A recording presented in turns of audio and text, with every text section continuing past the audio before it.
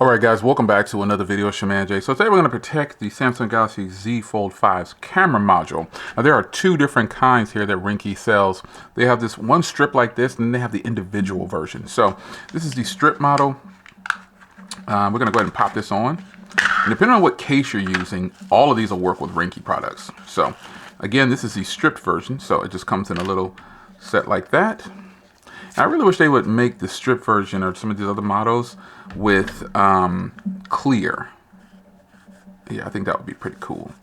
So you want to make sure that you clean this off really well, because this is where, you know, the camera module is going to poke through.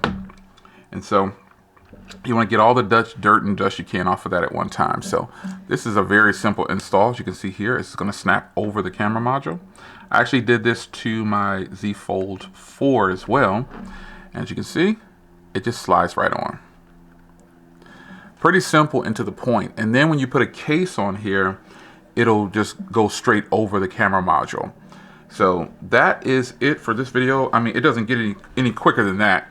The only problem with the strip version like this is that when you want to wear a factory OEM case, it's individually done.